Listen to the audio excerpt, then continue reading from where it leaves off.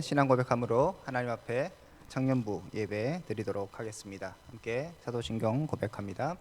전능하사 천지를 만드신 하나님 아버지를 내가 믿사오며 그 외아들 우리 주 예수 그리스도를 믿사오니 이는 성령으로 잉태하사 동정녀 마리아에게 나시고 본디오 빌라도에게 고난을 받으사 십자가에 못 박혀 죽으시고 장사한 지 사흘 만에 죽은 자 가운데서 다시 살아나시며 하늘에 오르사 전능하신 하나님 우편에 앉아 계시다가 저리로서 산자와 죽은 자를 심판하러 오시리라. 성령을 믿사오며 거룩한 공예와 성도가 서로 교통하는 것과 죄를 사하여 주시는 것과 몸이 다시 사는 것과 영원히 사는 것을 믿사옵나이다. 아멘. 자, 오늘 우리 함께 볼 말씀은 로마서 13장 1절에서 7절입니다. 로마서 13장 1절에서 7절입니다. 같이 보도록 하겠습니다. 제가 1절부터 읽도록 하겠습니다. 각 사람은 위에 있는 권세들에게 복종하라. 권세는 하나님으로부터 나지 않음이 없나니 모든 권세는 다 하나님께서 정하신 바라. 그러므로 권세를 거스리는 자는 하나님의 명을 거스림이니 거스리는 자들은 심판을 자취하리라.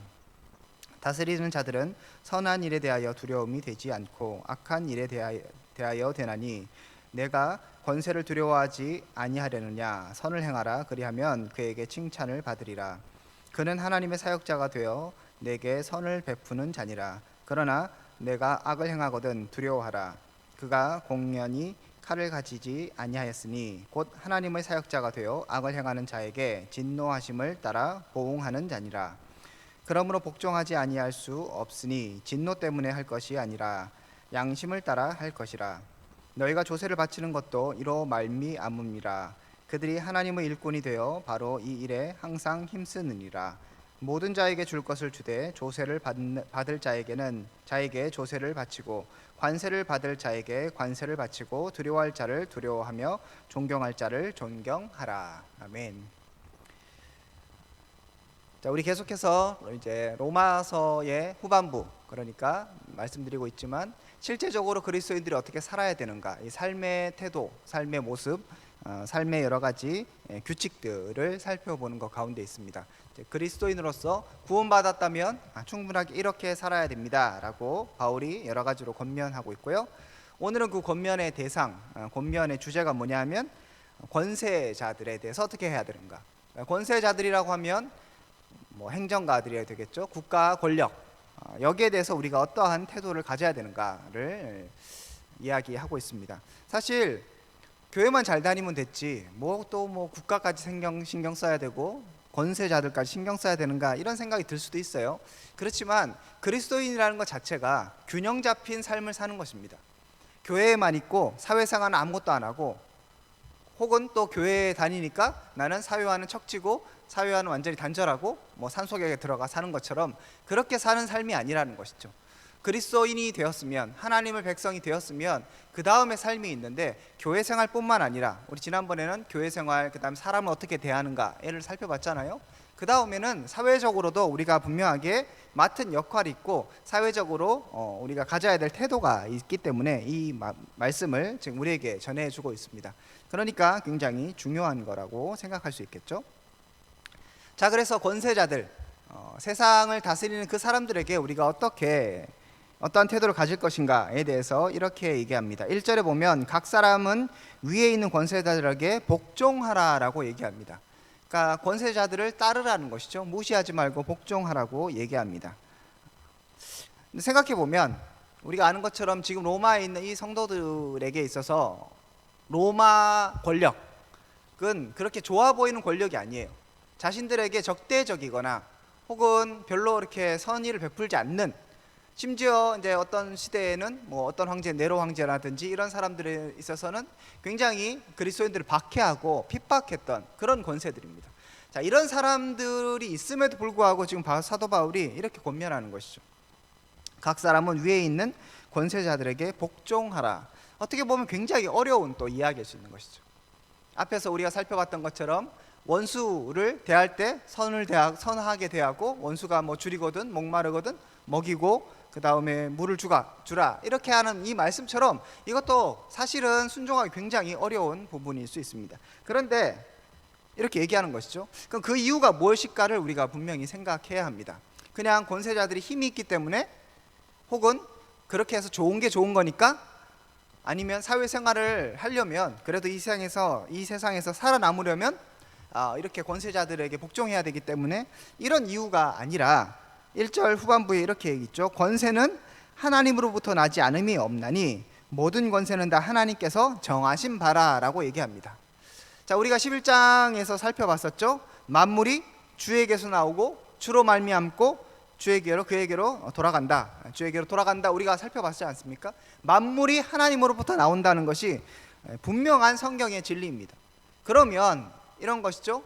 권세자들에도 누가 나왔는가? 뭐 자기네들이 노력해서, 혹은 뭐 자기가 왕이 돼서, 혹은 뭐 뇌물을 써서라도 어쨌든 간에 그 권세 있는 자리에 올라간 그 사람들도 결국은 누가 통치하고 있고 누가 다스리고 있는가? 하나님의 통치 가운데 있다는 것이죠. 하나님이 모르는 사이에 얘가 왕이 됐네? 하나님이 손쓸 수 없는 사이에 저 사람이 왕이 됐네? 이런 건 없다는 거예요. 모든 것이 하나님의 통치가 있고 하나님의 다스림이 있기 때문에 성경은 분명히 그 관점에서 권세자들도 보고 세상도 봐야 한다고 얘기합니다. 오늘 이 부분이 가장 중요한 부분이에요. 여러분이 사회생활을 하고 여러분이 어떤 일들을 할 때, 어떤 뭐 국가 권력에 대해서 생각을 할 때 여러 가지 태도들이 있을 수 있습니다. 그런데 우리가 잊지 말아야 하는 건 하나님으로부터 그 국가 권력도 나오게 되었다라고 생각할 수 있는 것이죠. 2절에 그래서 얘기합니다. 그러므로 권세를 거스리는 자는 어디까지 연결되는 거예요? 하나님의 명령을 거스리는 거예요. 하나님으로부터 권세자들이 세워 점인을 받았기 때문에 그들을 거스리는 것은 결국 하나님을 거스린다라고 얘기합니다. 그래서 심판을 자취한다라고 얘기하죠. 하나님께서 분명히 그런 것들에 대해서 징계하신다라고 얘기하고 있습니다. 말씀드렸던 것처럼 그렇게 또 생각하면 그런 것 같아요. 그죠? 하나님께서 다 다스리시고 통치하시기 때문에 권세자들도 하나님으로부터 나왔고, 그러면 우리가 복종해야 되는구나, 이렇게 우리가 인식할 수 있겠죠. 이건 뭐 교회도 마찬가지예요. 꼭 사회 국가 권력뿐만 아니고 교회에서도 여러분들이 뭐 목사님이나 장로님들을 우리가 왜 존중하고 이렇게 말씀을 따르는가? 그건 뭐 단순하게 나이가 많고 혹은 뭐 배웠고 이게 아니라 모든 그런 나보다 위에 있는 사람들을 하나님께서 세우셨다는 그 믿음 때문에 하는 거예요. 우리가 이런 태도를 가져야만 결국 하나님의 백성으로서의 삶을 보여줄 수 있게 되는 것입니다. 자, 그런데 앞서 말씀드렸던 것처럼 이게 지금 이 로마서를 받고 있는 이 사람들, 혹은 조금 더 뒷세대 사람들에게, 극심한 그 핍박을 받는 그 사람들에게 이 말씀이 귀에 들어오겠냐고.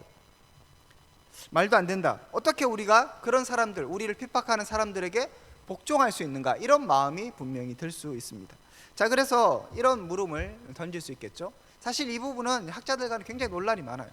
우리가 국가 권력에 대해서 어떻게 대할 것인가, 여기에 있어서 여러 가지 논쟁이 있는데, 이 부분에 있어서 중요한 것, 그럼 무조건적인 복종을 해야 되는가, 언제나 복종해야 되는가, 아니면 뭐 그렇지 않아도 되는가.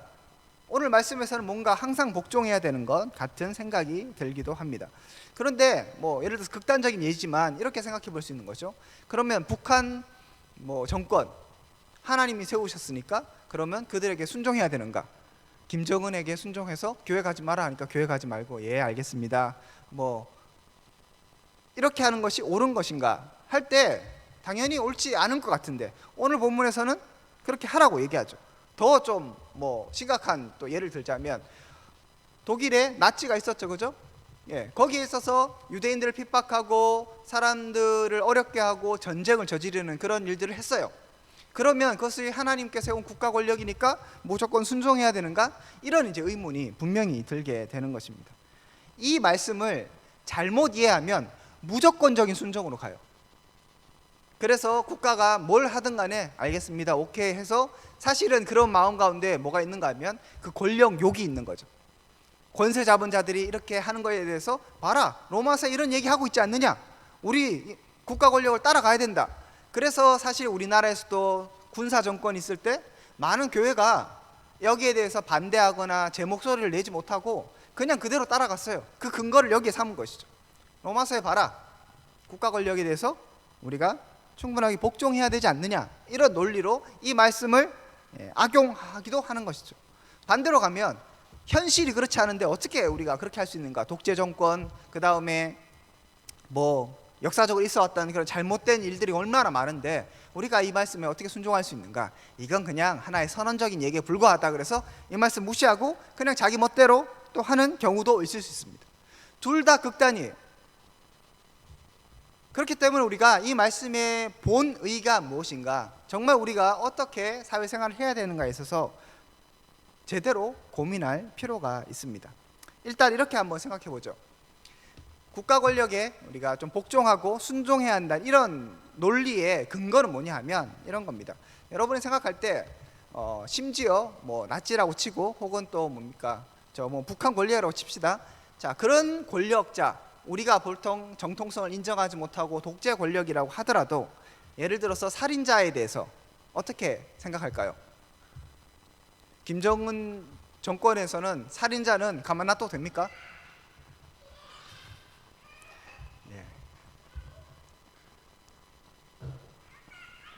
네, 감사합니다. 자, 머리가 하얘지고 있습니다. 자, 다시 정리해서, 자, 김정은, 뭐 북한, 나치 이런 정부에서도 도둑을 잡겠어요, 안 잡겠어요? 잡죠, 그죠? 뭐 범죄를 저지른 사람을 감옥에 넣겠어요, 안 넣겠어요? 넣겠죠. 그래서 우리가 이렇게 생각해야 됩니다. 모든 정부에 있어서 100% 완벽한 정부도 없어요, 그죠? 반대로 모든 정부가 100% 타락한 정부도 없어요.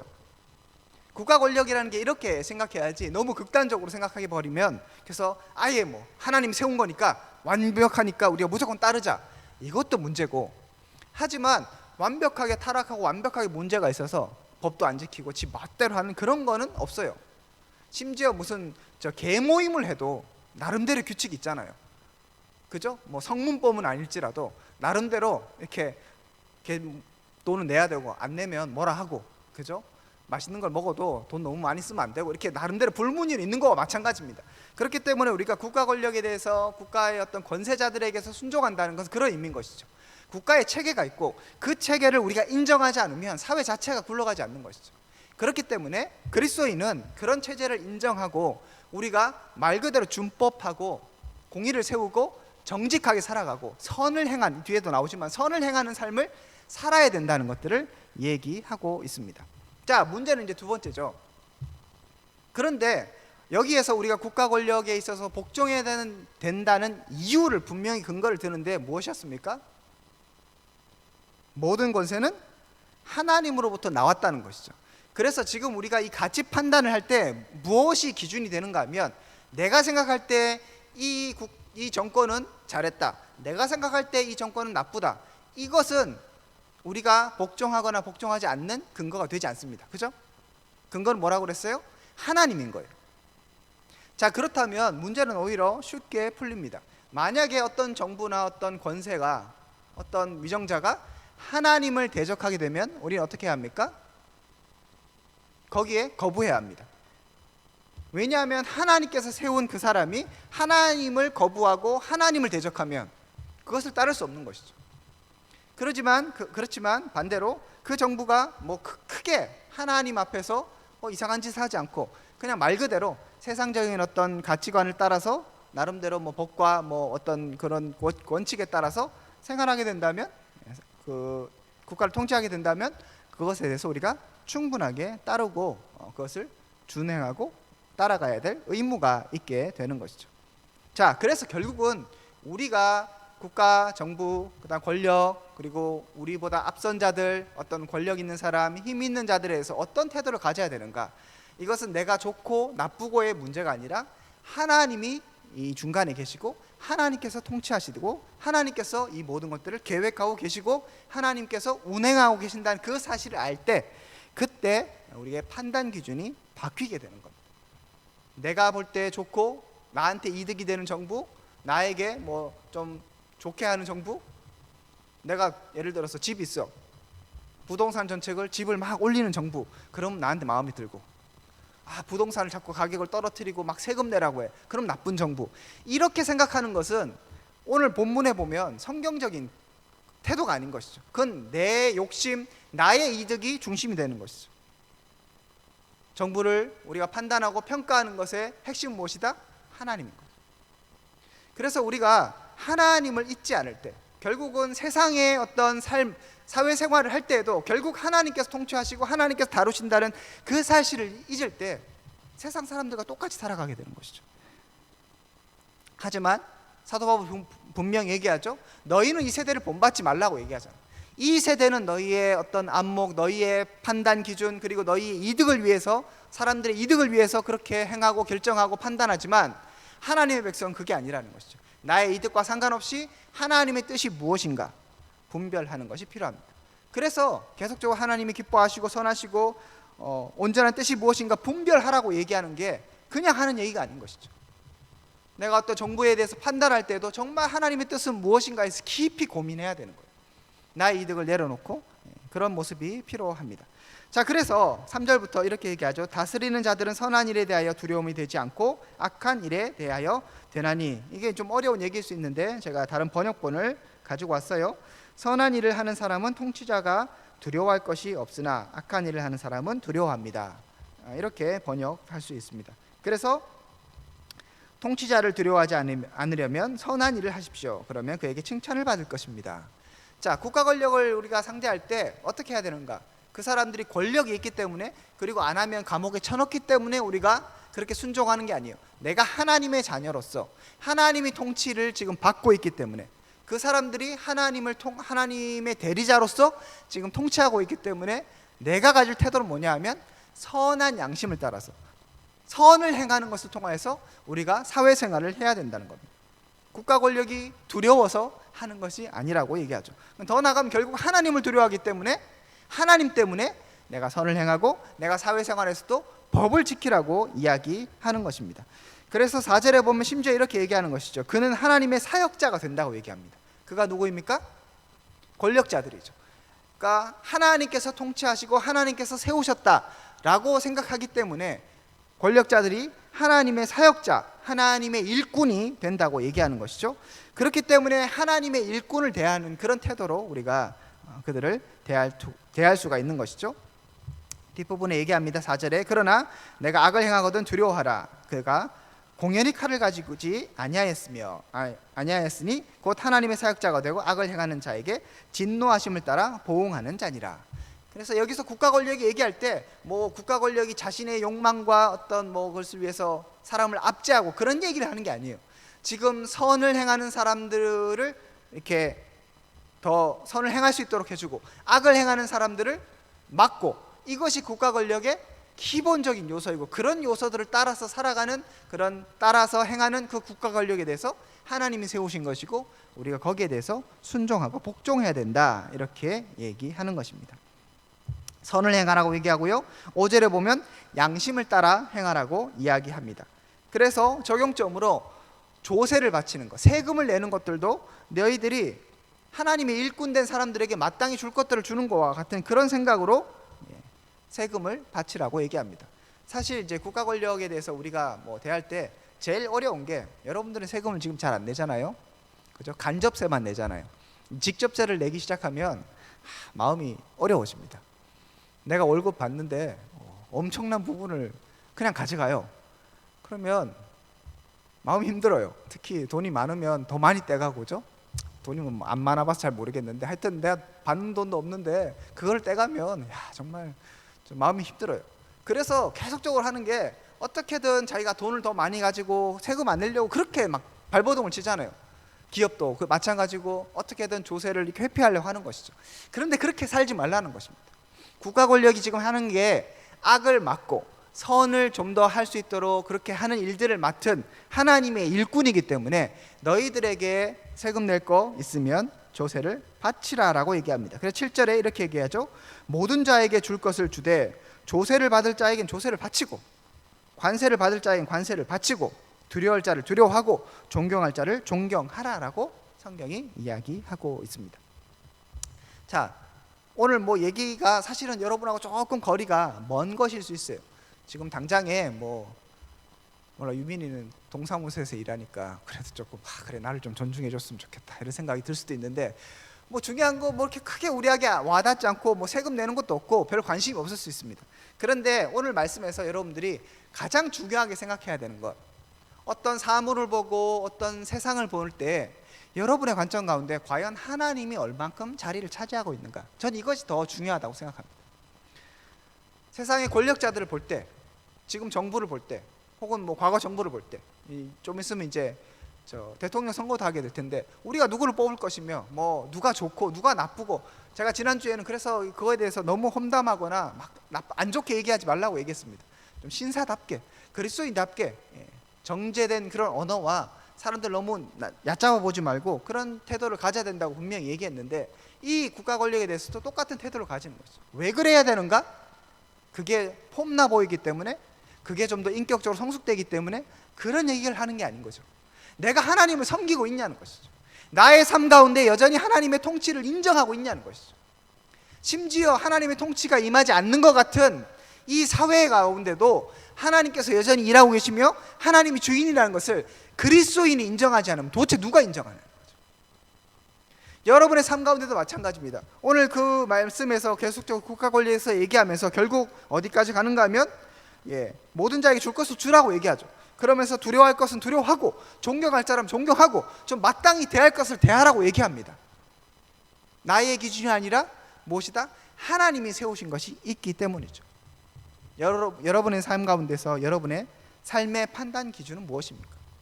얼마나 하나님에 대해서 여러분이 인식하고 계십니까? 심지어 관계 없는 것 같은 이 국가와 어떤 세상의 통치와 그리고 사회의 권력 가운데서도 하나님의 일하심들이 있고 하나님께서 여전히 통치하신다는 것을 여러분은 발견하고 계십니까? 교회도 마찬가지예요. 우리가 교회를 열심히 나오고 있지만 자칫하면 교회도 똑같은 거예요. 그냥 회장이 있고 총무가 있고 회계가 있어서 그냥 각자 일하는 것 같고, 목사님이 있으니까 그냥 각자 일하는 것 같고, 그렇게 해서 넘겨버릴 수 있다는 것이죠. 중요한 것은 무엇입니까? 이런 모든 것 가운데 하나님의 통치를 내가 인정하고 있냐는 거죠. 지금 내가 당장에 마음에 들지 않아도, 지금 이 법을 지키면 나에게 손해가 돼도 내가 하나님의 통치를 인정하기 때문에 하나님께서 살아계시고 오늘도 역사하시고 이 땅의 주인이시기 때문에 내가 포기할 것들을 포기하고 손해볼 것들을 손해볼 수 있는 그런 용기와 믿음이 있냐는 그 이야기입니다. 자, 우리 가운데 모든 삶의 순간순간마다 하나님을 인정하는 그런 믿음 있기를 축복합니다. 여러분이 이 자리를 나가서 길을 걸어가고 뭐 신호등 앞에 서고 그 다음에 뭐 택시를 타고 버스를 타고 무엇을 하든 간에 하나님의 통치를 인정하며 살기를 바랍니다. 세상의 권력이 두려워서도 아니고요, 세상의 권력이 나에게 어떤 뭐 유익을 주기 때문도 아니고, 반대로 나에게 손해를 주기 때문도 아니라 하나님 때문에 여러분이 순종하고 이 땅을 선하게 살아가기를 축복합니다. 그렇게 하루하루를 살아감을 통해서 이 땅 가운데 하나님의 나라를 이루는 거예요. 하나님의 나라가 무엇입니까? 여러분 잘 알잖아요. 하나님의 통치가 임하는 곳이에요. 내가 통치를 인정하지 않는데, 교회에서만 인정하고 사회에서, 학교에서, 가정에서 하나님의 통치를 인정하지 않는데 어떻게 그곳이 하나님 나라가 될 수 있습니까? 이제 하나님 나라가 임하는 것은 내가 하나님을 인정하고 그 자리에서 하나님의 말씀을 듣고 순종하는 것, 이것을 통하여 하나님 나라가 임하고 인정되고 그리고 그 통치가 더욱더 확장되고 그리고 하나님께서 영광받게 되실 겁니다. 여러분을 통하여서, 우리의 삶을 통하여서 바로 이 하나님의 뜻이 온전히 드러나기를 주님의 이름으로 축복드립니다. 함께 기도하겠습니다. 하나님 감사합니다. 우리 삶 가운데 여전히 일하고 계시며 통치하고 계신 하나님, 우리가 그 사실을 잊지 않을 수 있기를 원합니다. 하나님 없어 보이는, 때로는 하나님을 대적하는 것 같은 그 세상과 위정자들에게까지 하나님께서 통치하고 계시며 하나님께서 일하고 계신다 사실을 다시 한번 우리가 기억하고 하나님의 일하심들을 인정하며 하루하루를 살아갈 수 있도록 도와주시옵소서. 눈에 보이지 않고 느껴지지 않을지라도 하나님 여전히 신실하시며 여전히 우리 삶을 이끌어 가시는 분이심을 다시 한번 기억하면서 날마다 하나님의 나라를 이루는, 하나님의 백성으로서의 삶을 온전히 살아가는 우리 청년부 될 수 있도록 은혜를 베풀어 주시옵소서. 이제는 주 예수 그리스도의 은혜와 하나님의 사랑과 성령님의 교통하심이 오늘 말씀을 통하여 다시 한번 하나님의 통치를 기억하며 하나님을 인정하며 주와 함께 동행하기로 결단하는 믿음의 백성들 가운데 지금부터 영원토록 함께 있을지어다. 아멘.